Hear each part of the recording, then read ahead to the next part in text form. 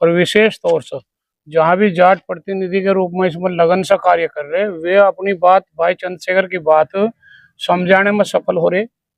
और जो भाई की नीति जो जन जन तक पहुंचा रहे, उनकी नीति से ये आदमी इतना प्रभावित हो रहा, उस वजह से वो आजाद समाज पार्टी के साथ तुरंत एकदम जुड़ जा। अच्छा, दलित समाज, मुस्लिम समाज के साथ साथ गुर्जर समाज, जाट समाज भी चंद्रशेखर आजाद से प्रभावित हो रहा है, जा रहा है साथ। जी, गुज्जर समाज तो बल्कि जाट समाज से भी ज्यादा जुड़ रहा। और फिर अब इसमें पाल समाज भी है, कश्यप समाज भी, वे भी लगातार जुड़ते जा रहे। ये हमारे जो लोग कहें कि ये दलितों की पार्टी, ये भी एक बहुत छोटी बात है।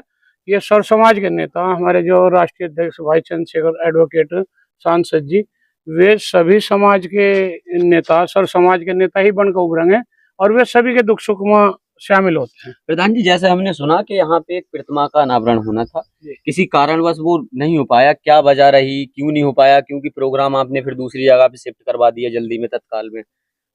दरअसल उसमें कुछ थोड़ी बहुत मिस्टेक थी पेपरों में, अभी पूरी तरीके से उसमें कुछ कागजों की कमी थी।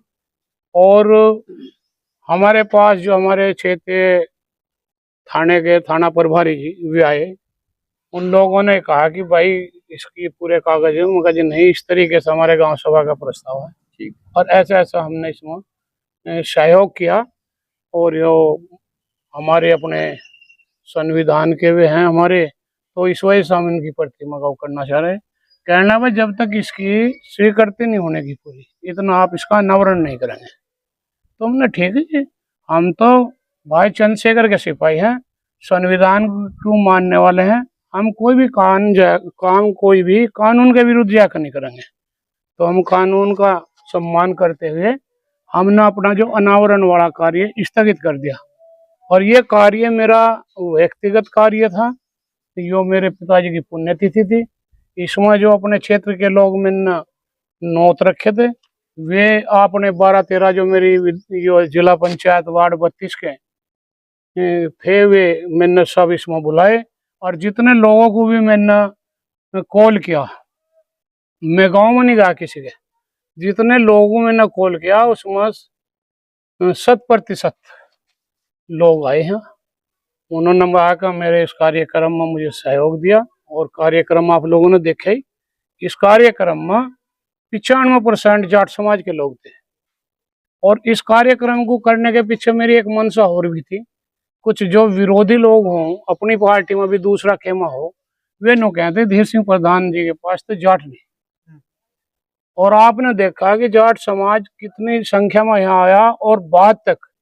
और जो अध्यक्ष था भी हमने अपने जो मंदोड़ गांव पड़ता है नजदीकी, वहाँ के चौधरी जाट समाज से जगजीत जी थे आर्य, उनसे हमने अपनी आज की श्रद्धांजलि शोक सभा की वो करवाई। प्रधान जी, एक बयान आपका बहुत चर्चा में रहा, अगर आप साफ कर पाएं कि वो बयान किसके लिए था, वो बयान क्यों दिया गया था? क्योंकि बहुत ज्यादा वो बयान जो है मूर्ति तोड़ने वाला, वो ज्यादा वायरल रहा।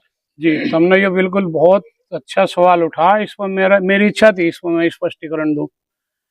क्योंकि मेरा जाट समाज, तो मैं जहाँ तक भी मानता हूँ, ये तो बहुत रहमदिल कौम है। ये हमेशा गरीब लोगों की मदद करते आए हैं। आगे बढ़ चढ़कर जो भी क्षेत्र में समस्या हो किसी भी गरीब पर, ये वे कह रहे ना बड़े लोग, ये पटे में पा देने वाली।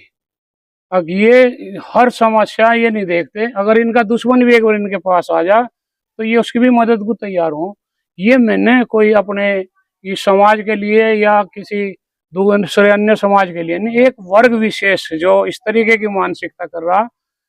जैसे मैं उदाहरण के तौर पर दूं, अपने अभी पीछे की बात है कि हमारी जो राष्ट्रीय स्तर की खिलाड़ी थी, उनके खिलाफ भी एक शोषण का मामला तुम्हारे संज्ञान में आया होगा।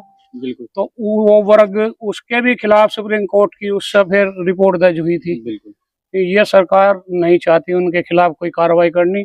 फिर अपने समाजवादी के एक सांसद थे ऐसे समाज से, उसके घर में भी बहुत भीड़ बढ़ गई थी, उसके तोड़ फोड़ करी।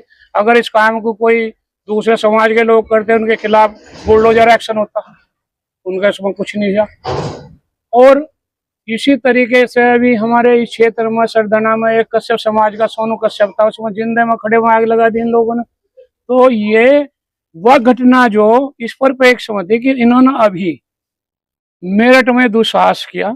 मेरठ में एक बाबा साहब की प्रतिमा को खंडित किया था और उसी दिशा में, उसी सोच में कि वे सरकार का उन लोगों को संरक्षण प्राप्त है और वो संरक्षण प्राप्त होने की वजह से वे खुल का उत्पात मचाते हैं। तो मैं ये कहा था कि जिसमें ताकत हो आओ, तोड़ने वाले को हम तोड़ देंगे, ताकि ये उस वर्ग विशेष के लिए उनकी दादागिरी के खिलाफ मैंने ऐलान किया। मैं बाकी अपने मेरे समाज के लोग तो इसमें पैसा भी दे रहे, सब चीज में दे रहे। ये अपनी कोई मेरे गांव में जब मैं प्रधान बना उस समय यहाँ से हमारी संत श्री शिरोमणि रविदास जी की जयंती तक नहीं निकले थी। ये अपने आप ही खुद मतलब थोड़े भयभीत थे, क्या बात भाई क्यों नहीं निकाल ले।